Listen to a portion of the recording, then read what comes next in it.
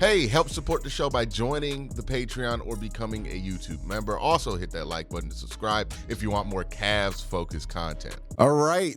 So the Cavs have lost their first game since, I believe, February 4th against the Boston Celtics today versus the Orlando Magic. This one, like some of the Cavs losses are frustrating. They only have 11 of them, but some of the Cavs losses are frustrating, right? Some of their losses are more mysterious to explain. This is one of those losses and one of the few losses, right, of the season where I'm like, nah, this was pretty easy to explain what happened here and pretty non-concerning as far as I am concerned. One, no Evan Mobley, I think, affected this, right? I think not having Evan Mobley in the game made what DeAndre Hunter had to do on the floor very different, and it kind of put him in a position where he had to be the primary guy on Paolo. And while I think on ball, DeAndre Hunter did do a solid job on Paolo Banchero, because what Paolo was 6 of 22 from the floor, right? So it's not like Paolo got 24 easy on us. So I thought DeAndre did a good job there, but it put him in foul trouble. And we had to play Tristan Thompson. How many minutes? About 11 minutes in this game because DeAndre got into foul trouble, couldn't get to that 35, 36-minute mark. So you probably played Tristan 6 extra minutes, right? Tristan was always going to play a few minutes in this game, but you played Tristan about 6 extra minutes. And I believe that coincides with when the Cavs went from being up about 13 into it being a tied game at the end of the third quarter. You just couldn't survive the extra Tristan Thompson minutes you had because you had to put DeAndre Hunter out there, especially with how the Orlando Magic were attacking, and with the rate that Orlando was 42% from the floor. This is not normally a good three-point shooting team. They were 42% from three, so they had an abnormally good three-point shooting day. KCP was really hot for them, and Anthony Black was making everything for him, got 17 off the bench. So a combination of, hey, you had to play Tristan Thompson a little bit more. Then you got into foul trouble with DeAndre Hunter. That made you have to play Tristan Thompson a little bit more. And then also the Cavs didn't make free throws down the stretch, and they didn't make three-pointers down the stretch. I think that's the biggest thing here, right? Cavs shot 25% from three. They went 10 of 40. Donovan Mitchell, 3 of 14 from three. So atrocious night from three for Donovan Mitchell. Wasn't much better for DeAndre Hunter, who was at 1 of 5. Darius Garland was 2 of 5, so he was at 40, so that's fine. Max Strus was 1 of 4. Who else? Well, I think, where's Sam Merrill at? 1 of 7. Sam Merrill was 1 of 7, and like an egregious 1 of 7, by the way. Like 7 of those shots, all 7 of those shots, he was butt booty naked, wide open for everybody to see. But yeah, the Cavs shot 65% from free throw. They missed 7 foul shots. I think 3 or 4 of them happened in the fourth quarter. So that is the difference right there. You also did not make a bunch of open threes in the fourth quarter, and you let Orlando Magic kind of escape here with the win. So just bad shooting and then not making your foul shots. I didn't have much of a problem with the shots that the Cavs were creating or generating in this game, right? If they had a low three-point shooting night and it was because I felt like they were taking bad shots, it would be more concerning to me. But I don't feel like the Cavs were taking bad shots in this game as much as the good shots that they were generating just weren't dropping. Some wide open looks right up to the end of this game, right? The Cavs needed a 3-point shot to tie this game up. They got a couple of good looks from Donovan Mitchell to end this game. They just couldn't get anything to go in.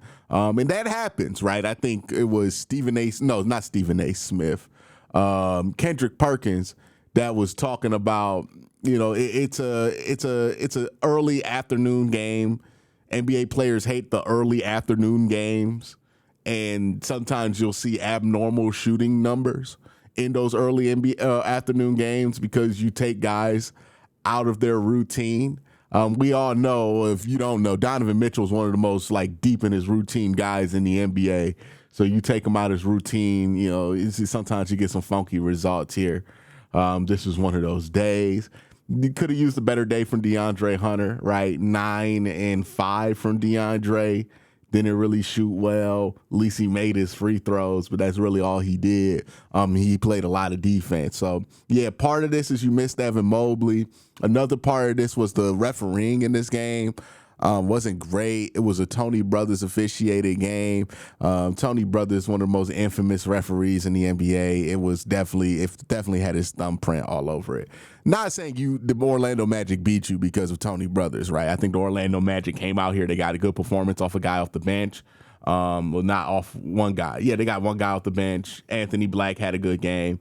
I thought Kentavious Caldwell-Pope made his shots. Wendell Carter was pretty effective for him, and then Franz and Paolo, more so Franz than Paolo, because Paolo was pretty cold in this game for the most part. Did a good job attacking the rim with the Cavs not having that extra 7-footer. And they stayed persistent because the Cavs pulled away multiple times from Orlando. So you got to give credit to the opponent.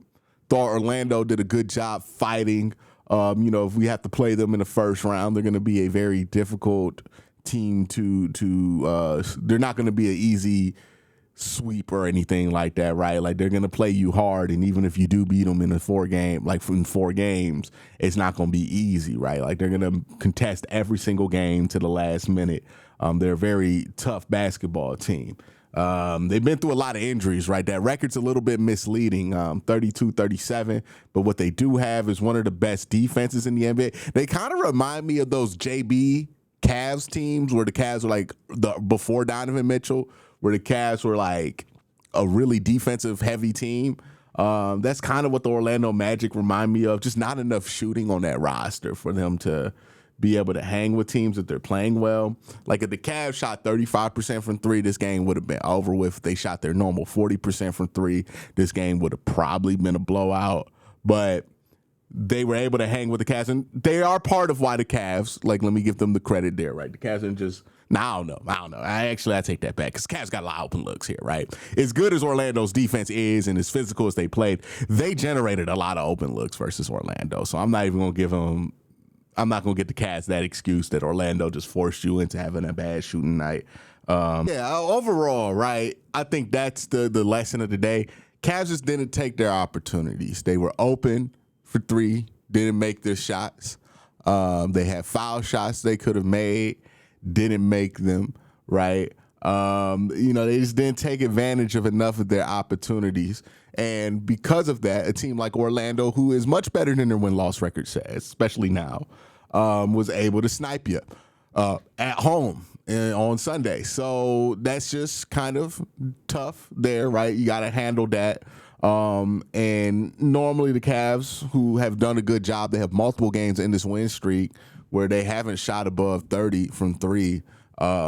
Most of the time they can overcome it, but this was one of those days where it was especially bad, especially late in the game for whatever reason. But now the Cavs get to learn from this loss before they go on their West Coast trip. And this is a sneaky stretch here for the Cavs, right? A lot of people thinking, oh, yeah, we 56 wins. We could take our foot off the gas here. But this is a really sneaky, tough stretch here for this team because now they start their West Coast trip, which will be from this Tuesday until next Tuesday. They're going to be exclusively on the West Coast. So, yeah, you might have that 1 seed virtually locked up if you're the Cleveland Cavaliers. But how you perform on this West Coast trip, I think, is going to determine the 1 overall seed in the NBA, right? Whether you get to have that privilege over Oklahoma City if it is them that you run into in the NBA Finals, if you are able to make the NBA Finals. You get LA at 10:30 p.m., Sacramento at 10 p.m., Phoenix at 10 p.m., Utah 3:30. Then you get Portland at 10 p.m. So if the reason for the off-shooting night was you were taken out of your routine, well, you're going to be out your routine for the next 5 games. So you got to figure out an answer to that, right? big West Coast trip, right? In terms of the quality of opponents, these are all teams that Cavs should beat, but it's not really the opponents that I'm sweating. It's more or less everything around the opponents, right? West Coast trip, West Coast road trip, West Coast start times. That's what makes this trip difficult, and I think that's what they're going to have to work around here. So if they can get out that 5-game stretch, get back to Cleveland versus San Antonio on March 27th, and they get out that stretch and they won all 5 of those games or 4 out of 5 of those games, then I think they're going to be good for the 1 seed overall conversation. But that's where that seed is going to be either won or lost, in my opinion, over these next 5 games. With all that being said, we'll see what happens. I think it's just a bad shooting night. Stinks that we lost to Orlando, especially with as much physicality and shit talking that was going on between the two sides. But it wasn't really anything that concerned me too greatly. Let me know what you guys think in the comment section below. And are you guys concerned about this West Coast trip? A lot of us, we start putting our foot off the gas. We got 56 wins. We cool. The season's over. No. We're going to rock this thing out at least till early April, if not mid-April, no matter how many wins the Cavs have. But this next 5-game stretch is going to be very important for this basketball team. But y'all have a great day. Have a better night. Peace.